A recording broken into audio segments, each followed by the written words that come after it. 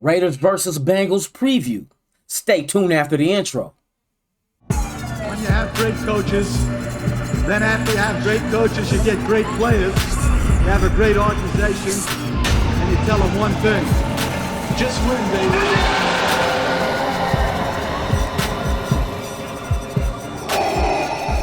This is Raiders Allegiance with Lunatic Raider. Welcome to the dark side.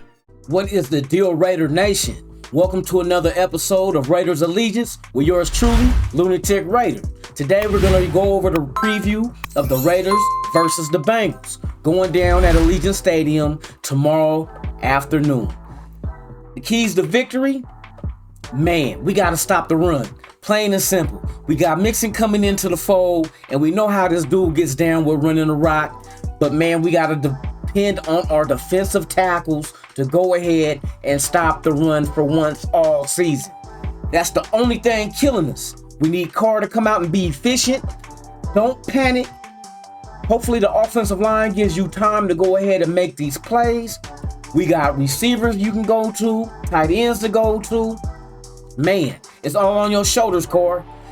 You got to pull through with this, man. I know that a lot of doubters are out there about you being the starting quarterback. I'm hearing a lot of stuff in the wind about how they want Mariota to come in and give him an opportunity to see what he can do.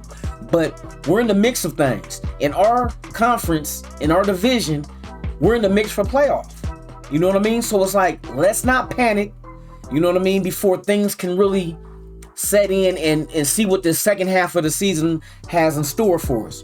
If we go out there and execute the way that we know how to execute on offense and utilizing all of our weapons, Carr being patient in the pocket, the offensive line giving him a pocket to be patient in, everything works hand in hand. We have Waller. We have Deshaun Jackson said he's ready for a bigger role. I know after that little faux pas with the fumbling last week, it messed with him. You know what I mean? So now he's out to right his wrong. So give him the opportunity. We know what kind of receiver he is. He's been in the league for years. It ain't like he's a rookie doing this and we're hoping, you know what I mean, he becomes something great. We already know what he can do. So just utilize your weapons and use them for what they can provide you in this offense. Alec Ingold, you know, he's out with injury. But we'll get into the injury report in a minute. But let's just go over and just look at every weapon that we have on our offense side of the ball, whether it's Drake, whether it's Renfro, whether it's Waller, whether it's Edwards, whether it's Jacobs, they all must perform at a high level. We need this win. This is a conference rivalry between the Cincinnati Bengals. And the Bengals haven't been bad this year. That's the thing about it. They're actually a good team. They have a running game. They have receivers. But it's on us to go ahead and defend their offense and stop the run. If we can take away their run and make them one-dimensional in the pass game, I'm pretty sure our secondary is good enough to go ahead and do what we need to do to win this game.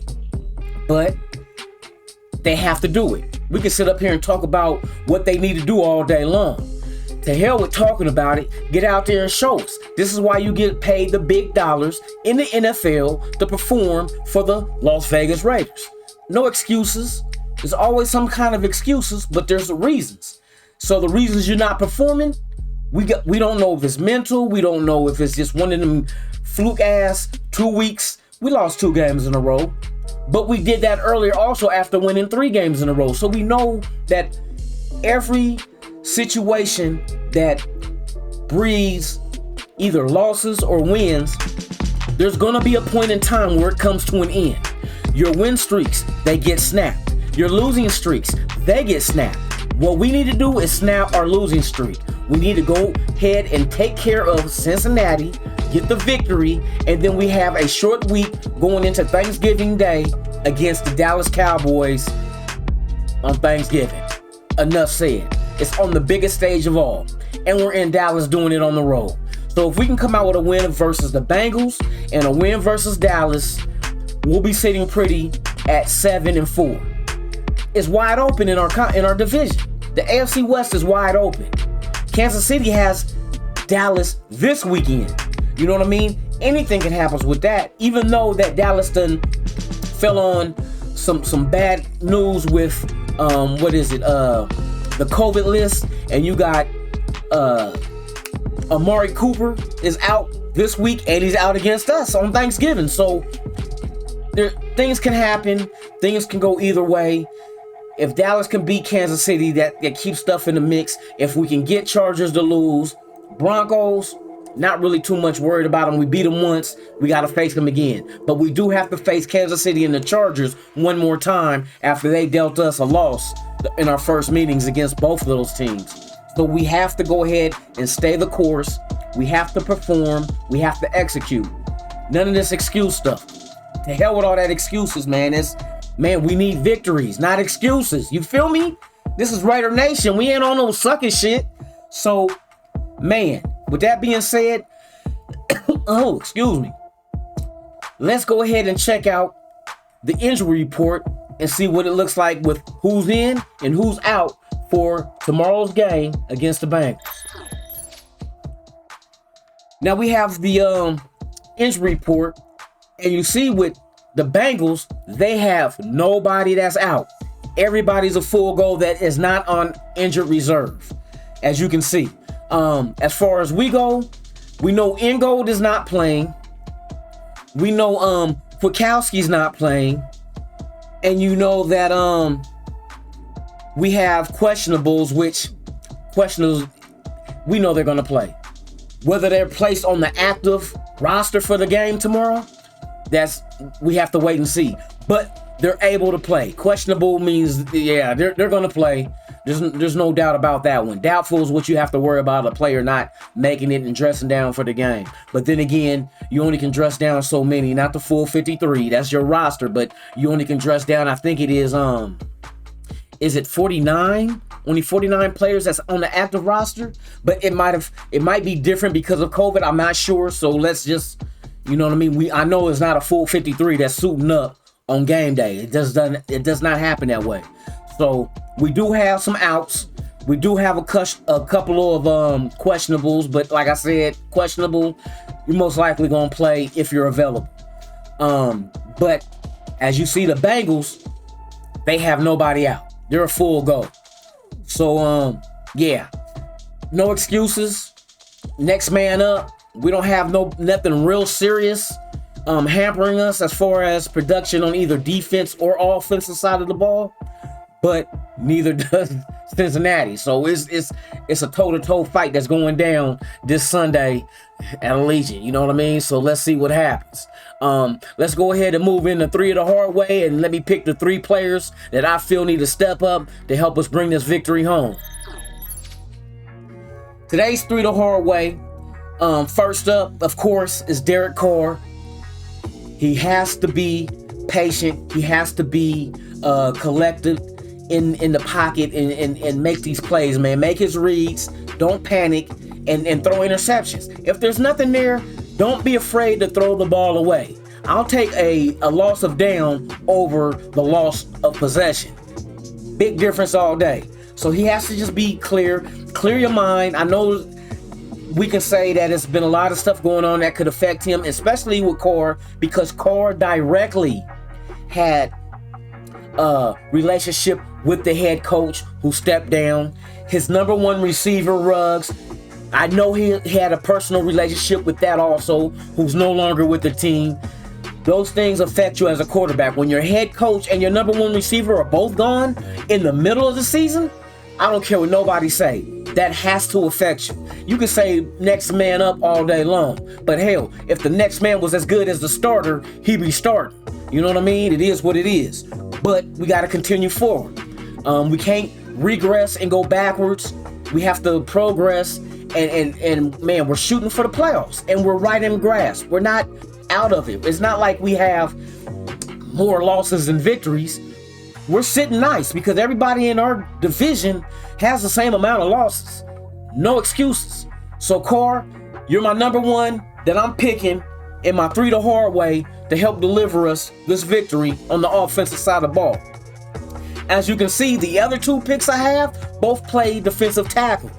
This is a must that we stop the run against Cincinnati. Everybody's watching game film on the Raiders, and they see that we can't stop the run.